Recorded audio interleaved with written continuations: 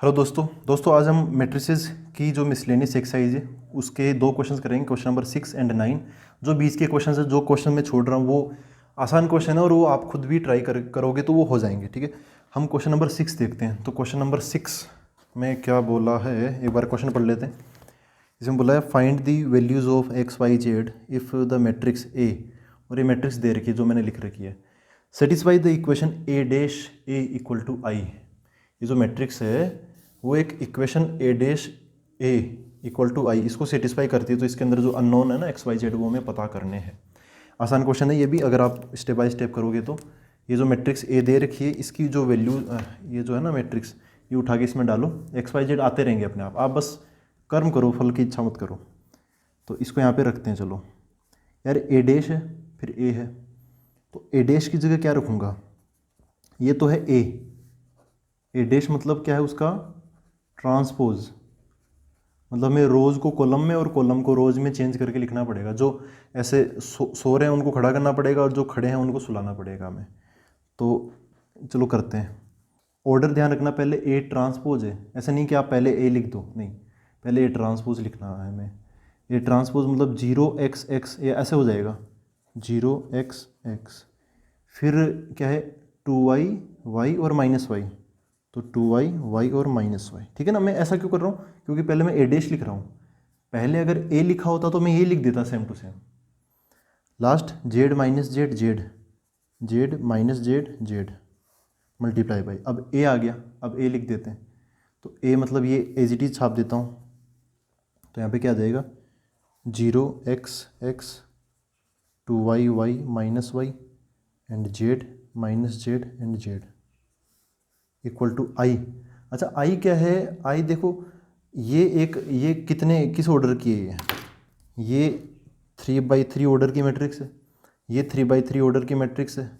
तो इसका ये दूसरा नंबर और इसका पहला नंबर सेम है, तो मल्टीप्लिकेशन पॉसिबल है। तो इसको छुपा लो आप, इस पे क्या बचा 3 और फिर इस पे क्या बचा 3, है ना। तो 3/3 की हमें आई मिल जाएगी। तो यहाँ पे जो आई होगा, आई जो मैट्रिक्स होगी आइडेंटिटी मैट्रिक्स, वो क्या होगी 1 0 0 0 1 0 0 0 1। इसका ऑर्डर क्या होगा 3/3 ये। ठीक है, तो अब हमें एक्स वाई जेड निकालना है, एक्स वाई जेड। तो ऑब्वियसली क्वेश्चन का फ्लो क्या है, इसको सोल्व करो। क्वेश्चन यही तो चाहता है कि इसको सोल्व करें। कैसे करें, मल्टीप्लाई कर लो, करना पड़ेगा इतना तो करना पड़ेगा। देखो पहले मल्टीप्लाई कैसे करते हैं, पहले ऐसे करते हैं पहली वाली जो मैट्रिक्स है उसका तो रो मल्टीप्लाई बाय दूसरे मैट्रिक्स का कॉलम, ये उठाते हैं। ये फंडा है मल्टीप्लाई करने का। तो ये 0x और x यहाँ से लेके यहाँ तक, तो मल्टीप्लाई एक साथ होगा इनका, वो इनसे मल्टीप्लाई होंगे ये नंबर्स 0x x, ये 0x से रेस्पेक्टिवली मल्टीप्लाई होंगे। मतलब ये 0 इस 0 से होगा फिर प्लस लगाएंगे, फिर ये x इस x से होगा फिर प्लस लगाएंगे, फिर ये x इस x से होगा, तो ऐसे टोटल तीनों हो गए, फिर मल्टीप्लिकेशन ख़त्म हो जाएगा। तो 0 × 0, 0 का स्क्वायर 0, एक्स स्क्वायर, और बाद में ये x और ये एक्स स्क्वायर, हो गया ये कंप्लीट। अब हमें यहाँ पर अगर आपको यहाँ वाला एलिमेंट लिखना है ना, तो यहाँ वाला एलिमेंट किस पोजीशन पर आएगा, फर्स्ट रो सेकंड कॉलम, तो हमें फर्स्ट रो और सेकंड कॉलम को ही मल्टीप्लाई करना पड़ेगा। ये भी कनेक्शन है इनके अंदर, मल्टीप्लाई में ये भी एक अच्छी बात है, हमें पता चल जाएगा कि मल्टीप्लाई करके रखना कहाँ पे है। तो यहाँ पे रखना है, इस रो को इस कॉलम के साथ मल्टीप्लाई करो। तो 0 × 2y, 0 × 2y क्या हो जाएगा 0 हो जाएगा, फिर x × y xy, और ये वाला x और ये -y, तो -xy, ये लो। ठीक है, ये कट जाएगा, अभी अगली स्टेप में काट देंगे, छोड़ो अभी। अब फर्स्ट रो को थर्ड कॉलम से मल्टीप्लाई कर लेते हैं। तो 0 और ये z 0, x और ये दूसरा वाला ये x अब दूसरे स्थान पे आ गया ना, तो इधर भी हम दूसरे स्थान पे पहुंच जाएंगे, x × -z -xz, और ये x और z प्लस का xz, ये हुआ इक्वल टू RHS में क्या चल रहा है। अभी इसको और भरेंगे 1 0 0 0 1 0 0 0 1, दिस इज 3/3। अब ऑर्डर लिखने की जरूरत नहीं है, मैं लिख दिया, चलो छोड़ो। हाँ भाई, अब इस पर आते हैं। सेकंड रो फर्स्ट कॉलम, फिर second row third second column, फिर थर्ड कॉलम, ऐसे फिर थर्ड रो की बारी आएगी तीनों पर जाने की। तो 2y × 0 0 y × x x y minus y into x minus x Y.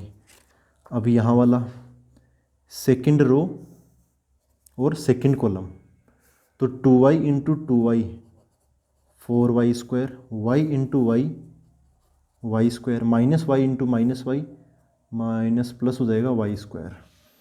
ख़त्म। अब तो ये हो जाएगा फटाफट, जल्दी जल्दी हो जाएगा। 2y into z 2zy y into minus z minus y z minus y into z minus y z. Last row first column z zero zero minus z x minus z x, z और x z x, फिर z और ये 2y z, फिर minus z और y minus z y और z और minus z y हो गया। लास्ट में जेड और z z square minus Z plus का जेड स्क्वायर और जेड स्क्वायर। कैलकुलेशन ज़्यादा होगी, कोई ना। अब सोल्व कर लेते हैं। ये कट गया, ये पूरा जीरो हो गया, ठीक है। ये भी सारा क्या हो गया माइनस, ये पूरा जीरो, जो जीरो हो रहा ना वो पूरे को काट रहा हूँ मैं। ये भी जीरो हो गया, ये भी जीरो हो गया, ये भी जीरो हो गया, ये भी जीरो हो गया। बस 3 लोग बच गए और बाकी सब जीरो।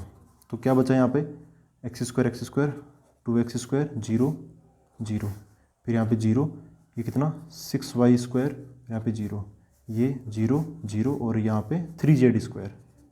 अब तो आसान हो गया। ये क्या आ गया 1 0 0 0 1 0 0 0 1, ठीक है। अब बस यहाँ पे क्या करना है, हमें कंपैरिजन करना है। अब इसके बाद में कुछ बचता ही नहीं ना यार क्वेश्चन के अंदर, मतलब तुलना कर लो, कंपैरिजन कर लो कि कौन किसके। अगर दो मैट्रिक्स आपस में बराबर है तो इनके एलिमेंट भी बराबर होंगे और उसी ऑर्डर में बराबर होंगे। जैसे 2x स्क्वायर की जगह ये 1 बैठा है तो 2x स्क्वायर इक्वल टू 1 हो जाएगा, ठीक है। ऐसे ही 6y स्क्वायर 1 के बराबर हो जाएगा और ये ऐसा ट्राइंगल बना देता हूँ, ये 3z स्क्वायर यहाँ पर इस 1 के बराबर हो जाएगा, ठीक है। ऐसे ये वाला इसके बराबर हो जाएगा। तो कर लेते हैं 2x स्क्वायर इक्वल टू 1, तो एक्स स्क्वायर इक्वल टू 1/2, तो स्क्वायर उधर भेजेंगे तो x equal two plus minus 1/√2। Plus minus तो लगाना चाहिए, ठीक है, प्लस माइनस। अब 12th में आके ये मिस्टेक नहीं कर सकते हम, प्लस माइनस एक्स स्क्वायर हटाएंगे तो obviously plus minus 2 values quadratic है ना, तो 2 आंसर तो आनी चाहिए।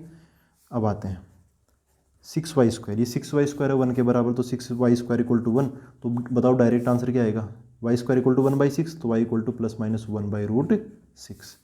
ऐसे ही जेड स्क्वायर 3z स्क्वायर है 1 के बराबर, तो z क्या हो जाएगा प्लस माइनस 1/√3, ठीक है, ये बन जाएगा आंसर। तो x आ गया, y आ गया, z आ गया। आई होप ये आपका क्लियर हुआ है। आसान था, चीज़ें ये उठा के इसमें डालना था और सोल्व करना था। क्वेश्चन नंबर 9 करते हैं दोस्तों। ये है क्वेश्चन नंबर 9। इसको एक बार मैं आपको बुक में दिखा देता हूँ ताकि थोड़ी तसल्ली हो जाए। फाइंड x इफ़ ये एक मैट्रिक्स है, रो मैट्रिक्स, फिर ये 3x3 का स्क्वायर मैट्रिक्स और ये column matrix equal to O बोले तो जीरो मैट्रिक्स है ना। यहाँ पे ओ का मतलब क्या है, जीरो नहीं है, जीरो मैट्रिक्स है।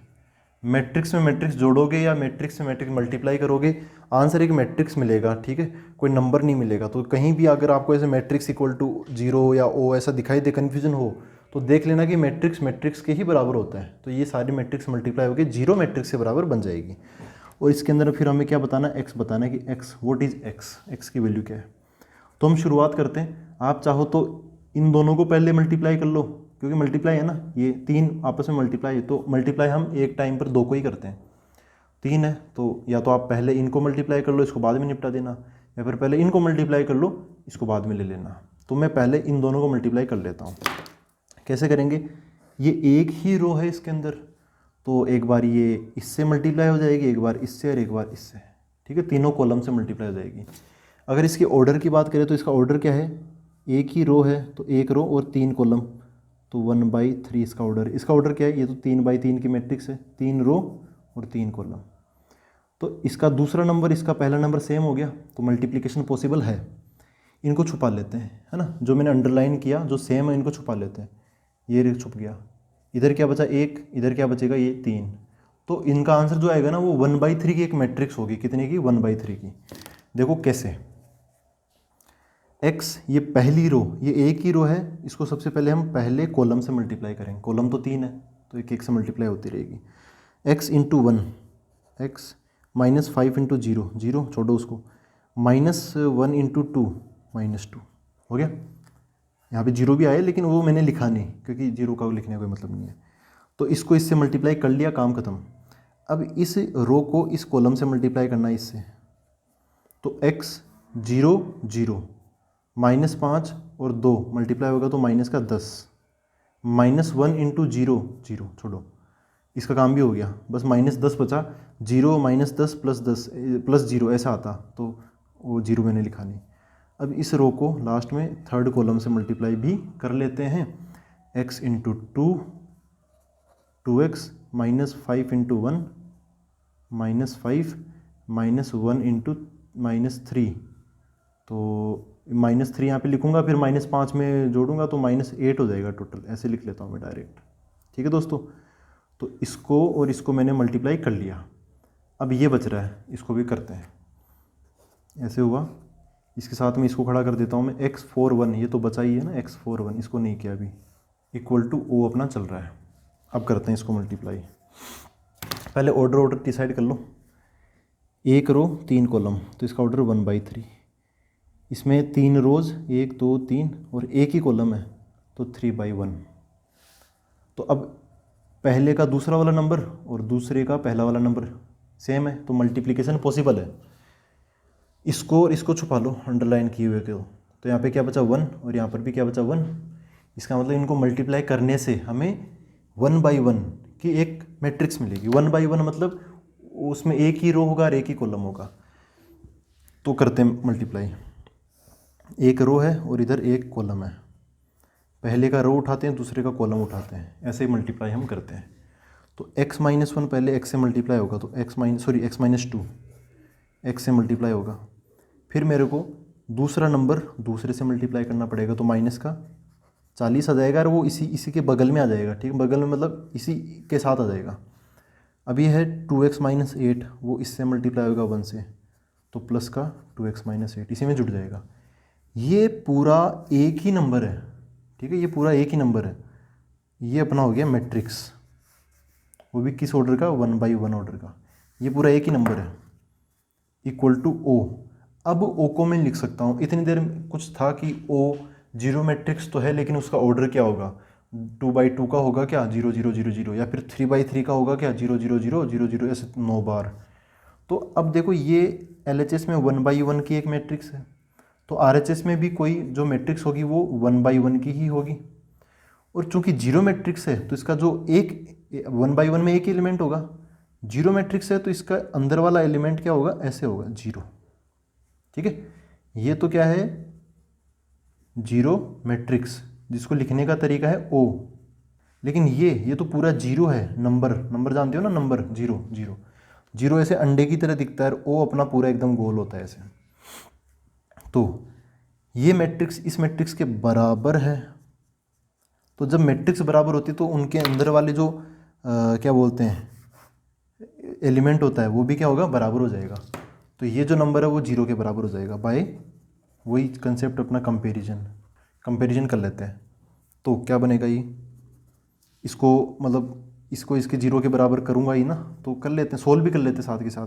x into x x² -2x -40 plus 2x - 8, 2x से 2x कट गया, ये x² -40 और -8 -48 हो गया, इक्वल टू 0। तो ये उधर चला गया, x² इक्वल टू 48, तो x² इक्वल टू 48 है ना, तो x इक्वल टू क्या हो गया, प्लस माइनस √48 हो गया। ठीक है, अब 48 क्या हो गया अपना, 48 होता है 16 16 48 है ना, 16 इंटू 3 होता है, तो 48 का अंडर रूट है, तो 16 का अंडर रूट है ना वो तो बाहर आ जाएगा, x बराबर प्लस माइनस 16 का अंडर रूट क्या हो गया 4, 3 तो कोई परफेक्ट स्क्वायर है ही तो वो अंदर पड़ा रहेगा, तो x बराबर क्या आंसर मिल गया हमें, +4√3। ठीक है, तो ये हुए अपने question number 6 and 9। I hope ये दोनों क्वेश्चन आपको क्लियर हुए हैं। अब मिलते हैं अगले वीडियो के अंदर। Thank you very much.